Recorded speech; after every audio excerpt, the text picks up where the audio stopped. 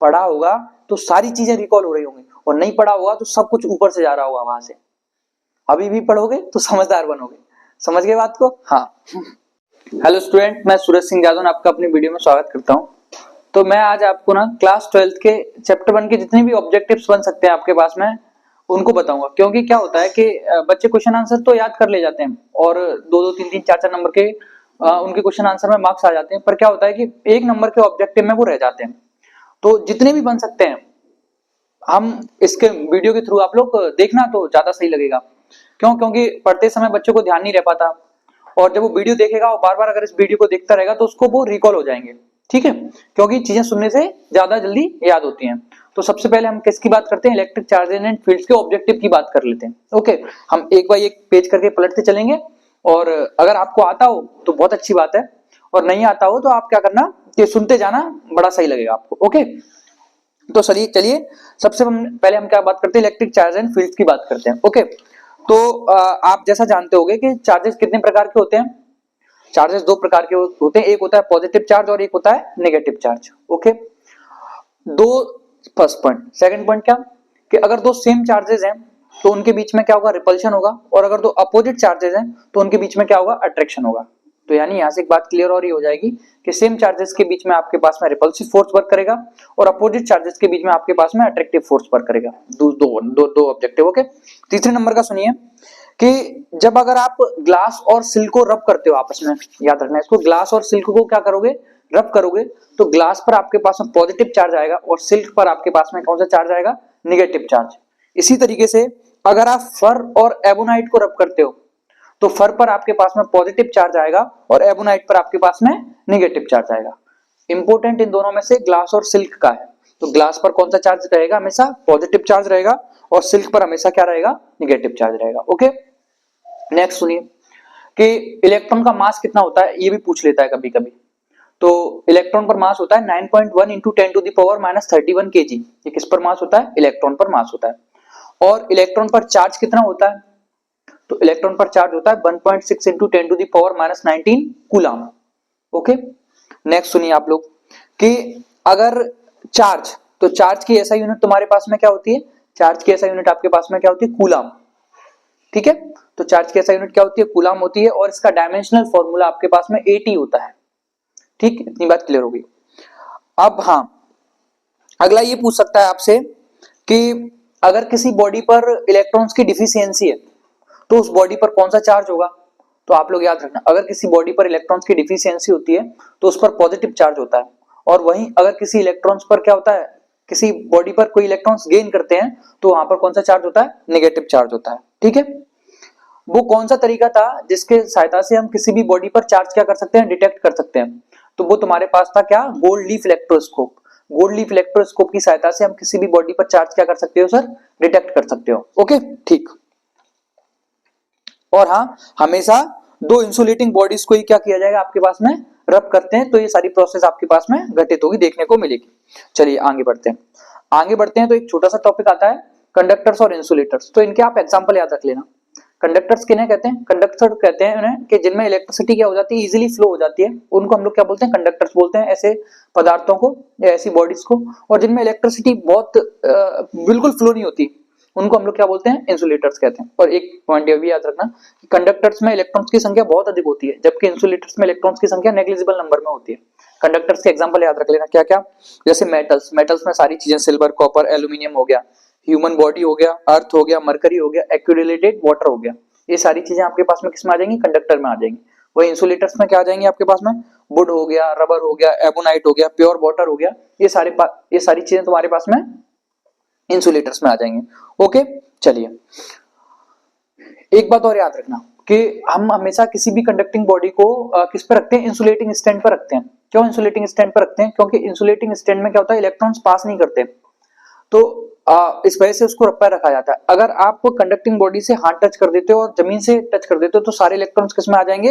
अर्थ में पास हो जाएंगे। ठीक है, तो ये अपना किसका काम कर रहा है? ये जब आप इसको टच कर रहे हो तो चार्ज कंडक्टर का कार्य कर रहा है हाथ के द्वारा। ओके, इसके बाद नेक्स्ट पॉइंट क्या याद रखना है? Methods of charging. तो मेथड्स ऑफ चार्जिंग दो तरीके से होती है, एक होता है कंडक्शन प्रोसेस और एक होता है आपके पास में इंडक्शन प्रोसेस। कंडक्शन प्रोसेस में क्या किया जाता है? एक बॉडी को दूसरी बॉडी से टच कर दिया जाता है, तो जब एक बॉडी को दूसरी बॉडी से टच कर दिया जाता है तो उस बॉडी पर उसी नेचर का चार्ज क्या हो जाता है, इंपार्ट हो जाता है। इस प्रोसेस को कंडक्शन कहते हो। वहीं दूसरी साइड इंडक्शन किसे कहते हो, कि जब एक बॉडी को दूसरी बॉडी के पास में लेकर के जाया जाता है और उस बॉडी पर अपोजिट चार्ज क्या हो जाता है, इंपार्ट हो जाता है। इस प्रोसेस को क्या बोलते हो, इंडक्शन बोलते हो। मींस इंडक्शन में ये रखना, जैसे अगर मान लो ग्लास की रोड है, तो ग्लास की रोड कैसे पॉजिटिव चार्ज है, उस पॉजिटिव चार्ज को मैं किसी कंडक्टिंग बॉडी के पास में लेकर के जाता हूं और उस कंडक्टिंग बॉडी पर नेगेटिव चार्ज इंपार्ट हो जाता है, तो इस प्रोसेस को क्या बोलोगे सर आप, इंडक्शन बोलोगे। ओके, इतनी बात क्लियर हो गई होगी आपको। अब चार्ज से रिगार्डिंग कुछ इंपॉर्टेंट पॉइंट्स हैं, वो आप लोग याद रखना।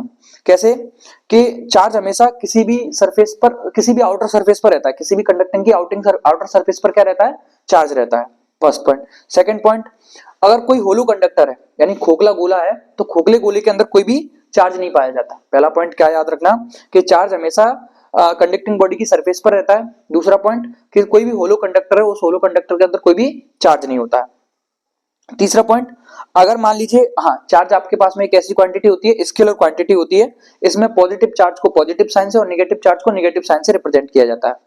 और हाँ, ये सबसे इंपॉर्टेंट पॉइंट है कि चार्ज किस पर डिपेंड नहीं करता, वेलोसिटी पर डिपेंड नहीं करता। ऑब्जेक्टिव में पूछ सकता है the charge do not depend on velocity, true या फॉल्स, तो आप क्या लगा करके आओगे, से ट्रू लगा करके आओगे सब।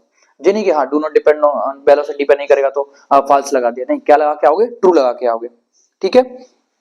और चार्ज के पास में, आपके पास में कैसी क्वांटिटी होती है, एडिटिव क्वांटिटी होती है, जिसकी सहायता से अलजेब्रिक सम क्या होता है इसमें फॉलो होता है। इतनी बात क्लियर, रिवीजन ठीक ठाक चल रहा है। आगे देखो, आपके पास में तीन प्रोसेस है, conservation of charge, quantization of charge और एडिटिविटी ऑफ चार्ज। ठीक है। कंजर्वेशन ऑफ चार्ज में चार्ज को क्रिएट नहीं किया जा सकता, डिस्ट्रॉय नहीं किया जा सकता, ये अपने आप से ही क्या करता है, चार्ज का ट्रांसफर करता है। क्वांटाइजेशन चार्ज में Q बराबर क्या फॉर्मूला होता है, प्लस माइनस एन ही होता है। इसके बाद चार्ज की यूनिट क्या होती है, कूलम होती है, या इसको हम लोग एम्पियर इनटू सेकंड भी बोल सकते हो। ओके। चार्ज का डायमेंशनल फॉर्मूला क्या होता है, 80 होता है। सारे बच्चे जानते हो कि एक माइक्रो बराबर क्या होता है, 10 टू द पावर -6 होता है। एक पिको बराबर कितना होता है, 10 टू द पावर -12 होता है। और एक नैनो बराबर कितना होता है, 10 टू द पावर -9 होता है। ये अच्छे से याद कर लेना सभी लोग। ओके, जब इतना अच्छे से याद कर लोगे तो इसके बाद क्या आता है, अगला फॉर्मूला पढ़ लो, क्या होता है, कूलम्स लॉ के बारे में पढ़ते हो, तो इसका फॉर्मूला सारे बच्चे याद रख लेना, F = 1/4πε0 k Q1 × Q2/r²। ये किसी मीडियम में फॉर्मूला, के को क्या बोलते हो, डाइलेक्ट्रिक कांस्टेंट बोलते हो, क्योंकि क्या बोलोगे आप लोग, डाइलेक्ट्रिक कांस्टेंट बोलोगे। और 1/4πε0 की वैल्यू कितनी होती है, 9 × 10 टू द पावर 9। और एयर और वैक्यूम में के की वैल्यू कितनी होती है, 1 होती है। तो अगर एग्जामिनर पूछ लेता है तुमसे कि एयर और वैक्यूम में कूलम्ब फोर्स कितना होगा, तो F = 1/4πε0 Q1 × Q2/r²। और एयर का डाइलेक्ट्रिक कांस्टेंट कितना होता है सर, 1 होता है। हाँ, इसका आप लोग ना वो भी फॉर्मूला याद रख के जाना, वेक्टर फॉर्म, किसकी, कूलम्ब फोर्स की। तो क्या formula, F = 1/4πε0 Q1 × Q2/r² r vector. और फोर्स की यूनिट क्या होती है, न्यूटन होती है, तो पीछे न्यूटन लगाना मत भूलना। ठीक है।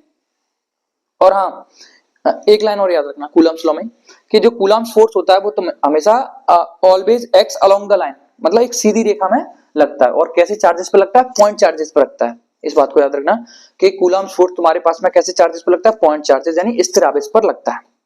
ठीक है भाई, ठीक है, चलो आगे बढ़ते हैं इसके साथ। हाँ, ये भी याद रखना, एक कूलम्ब बराबर कितना एव कूलम्ब होता है, एक कूलम्ब बराबर 1/10 एव कूलम्ब होता है। और एक कूलम्ब बराबर 3 × 10⁹ स्ट्रेट कूलम्ब होता है। और चार्ज की सीजीएस यूनिट किसे कहा जाता है, कूलम्ब कहा जाता है। ओके, चलो इसके बाद हम आगे बढ़ते हैं। तो दो चीजें और याद रखना आप लोग, कि कूलम्ब फोर्स एक कैसा फोर्स है, कंजर्वेटिव फोर्स है। और कूलम्ब फोर्स तुम्हारे पास में सेंट्रल फोर्स भी है। तो ऑब्जेक्टिव में पूछ लिया, Coulomb force is dot dot central force, तो Coulomb is a central force या Coulomb is a conservative force. ठीक है, ये भी पूछ सकता है। नेक्स्ट पॉइंट अपन याद रखते हैं कि ग्रेविटेशनल फोर्स और आपके पास में इलेक्ट्रोस्टैटिक फोर्स में कौन सा फोर्स ज्यादा स्ट्रॉन्गर है। तो क्या टिक करके आओगे, इलेक्ट्रोस्टैटिक फोर्स तुम्हारे पास में कैसा होगा, ज्यादा स्ट्रॉन्गर होगा, किससे, ग्रेविटेशनल फोर्स से। ठीक है, इसमें एक वैल्यू भी याद रख लेना कि electrostatic force of attraction between a proton and electron is nearly 10 to the power 39 times stronger than the gravitational force of attraction between them। यानी जो इलेक्ट्रोस्टैटिक फोर्स जो प्रोटॉन और इलेक्ट्रॉन के बीच में लगेगा वो 10 to the power 39 टाइम्स होगा, किससे, ग्रेविटेशनल फोर्स से। ओके, ये वैल्यू आप याद रखना कि इलेक्ट्रॉन और प्रोटॉन के बीच में अगर ये फोर्स अप्लाई होता है तो electrostatic force 10 to the power 39 times क्या होगा, स्ट्रॉन्गर होगा। ठीक है, इतनी बात क्लियर हुई। अब डाइलेक्ट्रिक कांस्टेंट की बात करते हैं। तो एयर का डाइलेक्ट्रिक कांस्टेंट आपके पास में 1 होता है, ग्लास का डाइलेक्ट्रिक कांस्टेंट 5 या 6 याद रखना, वाटर का 80 या 81 और मेटल का डाइलेक्ट्रिक कांस्टेंट आप क्या याद रखना, इनफाइनाइट। अगर वो आपसे ऑक्सीजन, नाइट्रोजन, हाइड्रोजन इनके डाइलेक्ट्रिक कांस्टेंट पूछता है तो आप इनको बनी करके आ जाना 1111। ओके, इतनी बात क्लियर हो गई। और हाँ, कूलम्ब्स लॉ सिर्फ किसके लिए अप्लाई होता है, ट्रू पॉइंट चार्जेस के लिए ही आपके पास में क्या होगा, अप्लाई होगा। ओके, आगे हाँ, आगे क्या होता है कि फोर्स बिटवीन मल्टीपल चार्जेस, मतलब मल्टीपल चार्जेस के बीच में क्या फोर्स अप्लाई होगा और क्या फॉर्मूला होता है, या जिसको हम लोग प्रिंसिपल ऑफ सुपरपोजिशन भी बोलते हैं। तो सीधा सीधा याद रखना, F vector equals to F1 vector plus F2 vector plus F3 vector plus dot dot dot dot dot Fn vector तक याद रखना, ये प्रिंसिपल ऑफ सुपरपोजिशन का फॉर्मूला हो जाएगा। तो यहां तक ये कंप्लीट हो गया। अब आगे बढ़ते हैं। इसके बाद आपके पास में टॉपिक आता है इलेक्ट्रिक फील्ड। तो इलेक्ट्रिक फील्ड से संबंधित आपके पास में क्या ऑब्जेक्टिव बन सकते हैं। तो पहला ऑब्जेक्टिव तो आपके पास में बनी जाएगा ये कि इलेक्ट्रिक फील्ड की इंटेंसिटी की यूनिट क्या होती है, बताइए क्या यूनिट होती है। हाँ, अगर पता हो तो अच्छी बात है, नहीं हो तो हमसे सुन लीजिए। इलेक्ट्रिक फील्ड इंटेंसिटी की यूनिट होती है आपके पास में न्यूटन पर कूलम। ओके, और इलेक्ट्रिक फील्ड इंटेंसिटी आपके पास में एक ऐसी क्वांटिटी है, वेक्टर क्वांटिटी है। और इलेक्ट्रिक फील्ड इंटेंसिटी का फॉर्मूला क्या होता है, E equals to F upon Q naught होता है। और इलेक्ट्रिक फील्ड इंटेंसिटी का डायमेंशनल फॉर्मूला क्या है, डायमेंशनल फॉर्मूला आपके पास में MLT-3A-1, ये इसका आपके पास में क्या हो जाएगा, डायमेंशनल फॉर्मूला हो जाएगा। ठीक है, तो MLT-3A-1 आपके पास में इसका क्या हो गया, डायमेंशनल फॉर्मूला हो गया। इतनी बात क्लियर। हाँ, और एक बात और याद रख लेना यहाँ से कि पॉजिटिव चार्ज के लिए इलेक्ट्रिक फील्ड इंटेंसिटी हमेशा अवे फ्रॉम पॉइंट होती है, और नेगेटिव चार्ज के लिए इलेक्ट्रिक फील्ड इंटेंसिटी हमेशा क्या होती है, टुवर्ड्स द पॉइंट होती है। ओके, इतनी बात क्लियर हुई। हाँ, नेक्स्ट पॉइंट क्या, नेक्स्ट पॉइंट याद रखना आप लोग। हाँ, चलिए इस पे आते हैं कि 1 पॉइंट चार्ज के लिए इलेक्ट्रिक फील्ड इंटेंसिटी कितनी होती है। तो उसका फॉर्मूला होता है E equals to 1/4 pi epsilon naught Q upon R square. ये क्या होता है, 1 पॉइंट चार्ज के लिए इलेक्ट्रिक फील्ड इंटेंसिटी का फॉर्मूला होता है। ओके, अब इसमें दो केसेस बनते हैं कि जैसे हमने कहा कि अगर आपके पास में दो लाइक चार्जेस हैं और दो लाइक चार्जेस के कुछ सेपरेशन R पर रखे हुए हैं, तो उसके पर कोई बीच में पॉइंट P है, उन दोनों चार्जेस के बीच में कोई पॉइंट P है, उस पर रिजल्टेंट इलेक्ट्रिक फील्ड कितना होगा या उस पर क्या फॉर्मूला बनेगा। तो उसका रहता है Q1 upon x square upon Q2 upon R minus x का होल स्क्वायर। ये ऑब्जेक्टिव में नहीं पूछेगा तो इसको मत करना। चलो आगे बढ़ते हैं। आपके पास में आता है डायपोल। तो इलेक्ट्रिक डायपोल किसे कहते हो, two equal and but opposite charges are placed at a small separation is called an electric dipole. ठीक है, और इसका मैग्नीट्यूड आपके पास में कौन बताता है, डायपोल मोमेंट बताता है। डायपोल मोमेंट को किससे रिप्रेजेंट किया था, लेटर P से रिप्रेजेंट किया था। इसका फॉर्मूला क्या होता है, P equals to Q into 2A इसका फॉर्मूला होता है। और डायपोल मोमेंट आपके पास में एक कैसी क्वांटिटी है सर, वेक्टर क्वांटिटी है। और डायरेक्शन क्या होती है डायपोल एक्सिस की, हमेशा from negative charge to towards the positive charge. Okay, इसकी ऐसा यूनिट क्या देखने को मिलेगी, कूलम इनटू मीटर देखने को मिलेगी। और इसका डायमेंशनल फॉर्मूला क्या होगा, ATL होता है। हम लोग क्या पढ़ते हैं, इसका डायमेंशनल फॉर्मूला ATL, इसका आपके पास में डायमेंशनल फॉर्मूला पढ़ते हैं। और इसकी ऐसा यूनिट, वो सीजीएस यूनिट क्या हो जाती है, स्टेट कूलम इनटू सेंटीमीटर हो जाती है। ठीक है, अब इस इलेक्ट्रिक डायपोल की वजह से वो इलेक्ट्रिक फील्ड पूछता है। तो दो केसेस बनते हैं तुम्हारे पास में इलेक्ट्रिक फील्ड पूछने के, एक तो इन एंड ऑन पोजीशन में पूछता है और एक ब्रॉड साइड ऑन पोजीशन में पूछता है। तो इन एंड ऑन पोजीशन में पूछता है, इस इन एंड ऑन पोजीशन में पूछता है तो उसका फॉर्मूला क्या बनता है, E equals to 1/4 pi epsilon 2P upon R3। This is the electric field intensity due to an electric dipole in end on position. Okay, और in broadside on position में, तो in broadside on position के अलग अलग नाम भी होते हैं क्या, in broadside on position को एक नाम, दूसरा ट्रांसवर्स और तीसरा इक्वेटोरियल भी बोल देते हैं। तो इसका फॉर्मूला क्या होता है, इसका फॉर्मूला था E equals to 1/4 pi epsilon naught P upon R3। तो इलेक्ट्रिक डायपोल की वजह से इलेक्ट्रिक फील्ड फाइंड करना है तो दो तरीके से, एक तो इन एंड ऑन पोजीशन में और एक आपके पास में in broadside on position में। E equals to 1/4 pi epsilon naught 2P upon R3 और E equals to 1/4 pi epsilon naught P upon R3। Is it clear. हाँ, अब इनवर्सली प्रोपोर्शनल में पूछ ले तो electric field intensity due to 1 point charge E inversely proportional 1 upon R square. Electric field intensity due to an electric dipole E is inversely proportional to 1 upon R3। पढ़ा होगा तो सारी चीजें रिकॉल हो रही होंगी, और नहीं पढ़ा होगा तो सब कुछ ऊपर से जा रहा होगा वहां से। अभी भी पढ़ोगे तो समझदार बनोगे। समझ गए बात को। हाँ चलो आगे देखते हैं। आगे क्या आता है आपके पास में, एक और फॉर्मूला आता है कि यूनिफॉर्म इलेक्ट्रिक फील्ड में कोई एक इलेक्ट्रिक डायपोल रखा हुआ है तो उसको टर्न कराने के लिए कितना टॉर्क लगेगा। तो टॉर्क का फॉर्मूला याद रखना है, टाउ बराबर P sine theta. Torque maximum कब होगा, जब आपके पास में ये टॉर्क कैसा होगा, परपेंडिकुलर होगा। तो पूछता है वो तुमसे कि टाउ मैक्स की वैल्यू कब मैक्सिमम होगी, तो टाउ मैक्स बराबर लिख के आना P, not P sine theta लिख के आ जाना।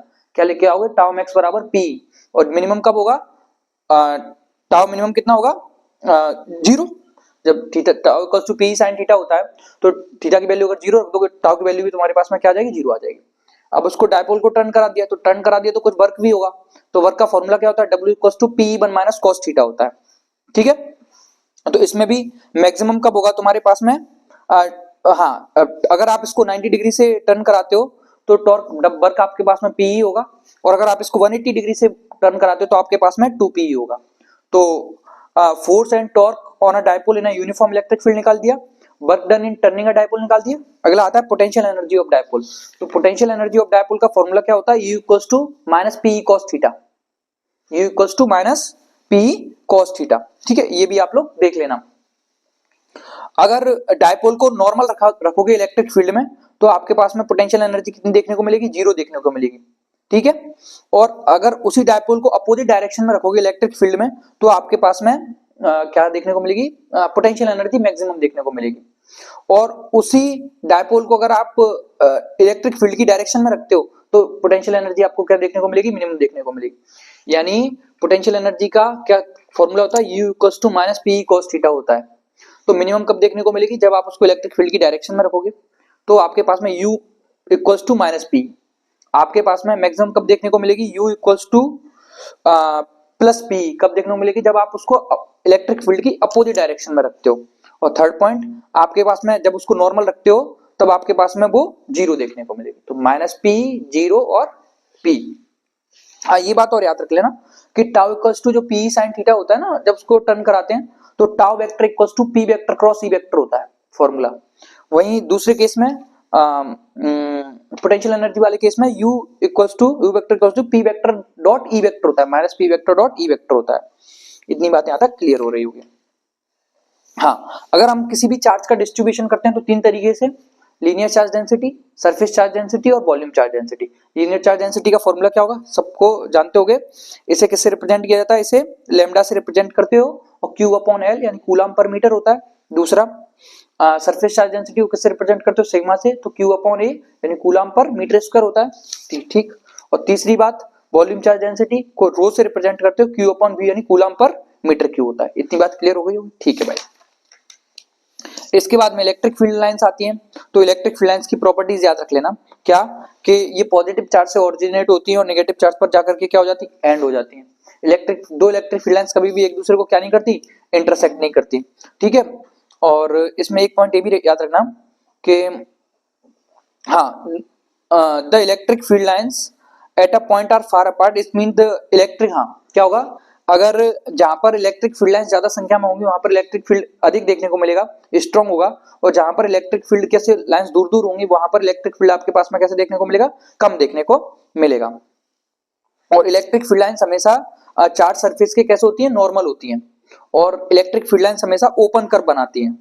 और नेक्स्ट पॉइंट क्या याद रखना, इलेक्ट्रिक फील्ड लाइंस कभी कंडक्टर के इनसाइड नहीं होती, they are not present inside the conductor. Okay, इतनी बात याद रखना।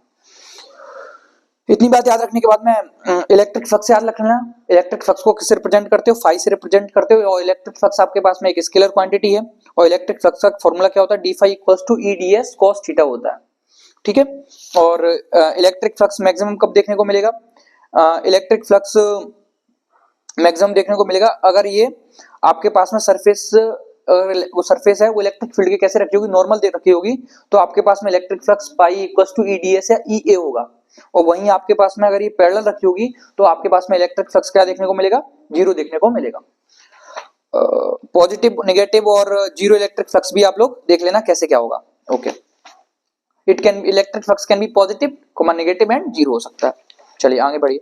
गॉस लॉ की सहायता से सारे फॉर्मूले जानते ही होंगे। पाई बराबर क्यू अपॉन एप्सिलॉन नॉट होता है। ठीक है, एप्सिलॉन नॉट को क्या बोला जाता है, परमिटिविटी ऑफ फ्री स्पेस, जिसकी वैल्यू क्या होती है 8.85 into 10 to the power -12 coulomb square पर न्यूटन इंटू मीटर स्क्वायर होती है। अगर भाई जब तुम इस वीडियो को देखते हो अगर सर आप इस वीडियो को देखते हो तो हम ये कंफर्म बता रहे हैं कि आपको ऑब्जेक्टिव में कोई दिक्कत आएगी नहीं, सारी बना दोगे, इतनी तो कंफर्मेशन है। ठीक है, कुछ छोड़ेंगे नहीं तो सारी बनी जाएंगी ना, वही तो। और हाँ, अगर किसी सरफेस के पास में कोई चार्ज नहीं है तो उसका इलेक्ट्रिक फ्लक्स क्या देखने को मिलेगा, तो 0 देखने को मिलेगा। ओके, फिर गॉस लॉ की सहायता से आप लोग कूलम्ब स्क्वायर लॉ ड्राइव करते हो, और गॉस लॉ की सहायता से ही आप क्या करते हो, 1 पॉइंट चार्ज के लिए ड्राइव करते हो, तो ये ड्राइव कर ही दोगे, ये तो सारे फॉर्मूले हैं ही, हो ही जाएंगे।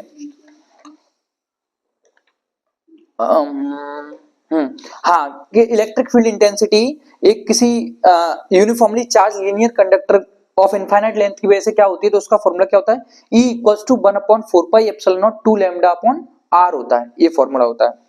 उसके बाद अगर आपके पास में एक infinitely uniformly charge non conducting seat है, तो उसकी वजह से इलेक्ट्रिक फील्ड की इंटेंसिटी क्या होती है, E = σ/2ε0। और अगर कोई दो parallel infinite non conducting plane sheets रखी हुई हैं कुछ डिस्टेंस पर, तो उसके लिए इलेक्ट्रिक फील्ड इंटेंसिटी क्या होती है, E = σ/ε0 होती है। ओके, ये तो सही रहा, यहाँ तक सारी ऑब्जेक्टिव हो ही गई हैं, और हम देख लेते हैं। वैसे तो साफ कुछ पता ही दिया हमने। और अब हाँ, आपके पास में जो भी बुक हो उसकी सीरीज हो उसको भी याद रखना। चलो एक ये भी कि एक कूलम में कितने इलेक्ट्रॉन्स की संख्या होती है, एक कूलम चार्ज में कितने इलेक्ट्रॉन्स की संख्या होती है। जैसे अभी आपने बताया कि एक इलेक्ट्रॉन में 1.6 × 10⁻⁻19 कूलम चार्ज होता है, तो एक कूलम में कितने इलेक्ट्रॉन्स की संख्या होती है, एक कूलम इलेक्ट्रॉन्स की संख्या होती है 6.25 × 10⁻18 इलेक्ट्रॉन्स होते हैं। ठीक है, चलो ये सब कुछ हो ही गया आपके पास में सारी चीजें। मेटल का डाइलेक्ट्रिक कांस्टेंट कितना होता है, इनफाइनाइट होता है। अब हम तुमसे कुछ क्वेश्चन पूछते हैं, बताना कि अगर मिनिमम चार्ज कितना होगा। अगर ऑप्शन दिए हुए आपके पास में 1 coulomb, 1 state coulomb, 1 micro coulomb और इलेक्ट्रॉनिक चार्ज, तो मिनिमम चार्ज तुम्हारे पास में इसमें क्या होगा, इलेक्ट्रॉनिक चार्ज होगा, क्योंकि इलेक्ट्रॉनिक चार्ज होता है 1.6 × 10⁻⁻19 कूलम होता है। तो फोर्थ का ये कितना, डी, बिल्कुल करेक्ट हो जाएगा। ये सारे बना दोगे बिल्कुल ऐसे ही।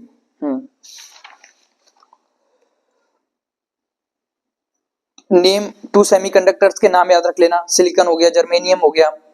ठीक है, ये भी याद रखना कि the electric field inside a uniformly charge non conducting sphere, यानी कि electric field non conducting sphere, non conducting कोई स्फीयर है उसके अंदर इलेक्ट्रिक फील्ड कितना होगा, हमेशा 0 होगा। इलेक्ट्रिक फील्ड कितना होगा, हमेशा उसके 0 होगा। ठीक है, एक ऑप्शन है, एक वन वर्ड में इज 10⁻⁻25 कूलम चार्ज पॉसिबल, तो ये पॉसिबल ही नहीं होगा। फिफ्थ नंबर नो, क्योंकि हम तो ये चार्ज क्या होगा तुम्हारे पास में, एग्जिस्ट नहीं करेगा, कोई पॉसिबल नहीं होगा इसके बाद तुम्हारे पास में। और 1/4πε0 की वैल्यू क्या होती है, 9 × 10⁻9 होती है। ठीक है, अब हम कुछ इसके देख लेते हैं ऑब्जेक्टिव, अगर आपसे याद ही रहेंगे तो। टू चार्जेस हैं Q, और वो एक दूसरे से कुछ डिस्टेंस कितने पर रखे हुए हैं, 2a पर रखे हुए हैं, तो उनके ये तो पोटेंशियल हो गया, इलेक्ट्रिक पोटेंशियल हो गया, Q/2πε0 होगा। जब हम उस चैप्टर में पहुंचेंगे तब उसको अच्छे से याद करवा देंगे। तो ये आपके पास में जितने भी ऑब्जेक्टिव बन सकते थे हमने उसको बताया। अब आप भी अगर एक बार बुक खोल के देखो, अपनी फेयर खोल के देखो, सीरीज खोल के देखो, आप ये काम करोगे तो बिल्कुल सही रहेगा। अब हाँ, आपको पढ़ना कैसे है ये भी इंपॉर्टेंट होता है। तो जैसे अभी आपने फर्स्ट चैप्टर कंप्लीट किया, और फर्स्ट चैप्टर के जो भी एक एक वन वर्ड में थ्योरी कंप्लीट करा सकते हो, वो आप इस वीडियो की सहायता से देख सकते हो। तो जब आपका ये कंप्लीट हो जाएगा, फिर आप इसके ऑब्जेक्टिव लगा लोगे, तो मतलब ये बात हो जाएगी कि हाँ, ये चैप्टर मेरे को बहुत अच्छे से आ गया। तो क्या जाएगा, कॉन्फिडेंस बिल्डअप हो जाएगा। जब कॉन्फिडेंस आ जाएगा तो फिर आप अगले चैप्टर पर मूव कर दो। जैसे क्या होगा, धीरे धीरे सारे चैप्टर्स की हैबिट बनती जाएगी, और अपना सिलेबस भी क्या हो जाएगा, खत्म हो जाएगा, और अपन एक एग्जाम में बिल्कुल अच्छे से जाएंगे। ठीक है, तो आज के लिए वीडियो फर्स्ट चैप्टर यहाँ पर इतना ही है। हम ऐसे करके सारे चैप्टर्स डाल देंगे, सेकंड, थर्ड, फोर्थ, फिफ्थ, जितना भी हमसे बन पड़ेगा। ओके, तो आज के लिए धन्यवाद। और आप सबको, आई होप आप सबको ये वीडियो अच्छी लगी होगी, और अगर आपको ये वीडियो अच्छी लगे तो उसको लाइक करो, शेयर करो और सब्सक्राइब करो।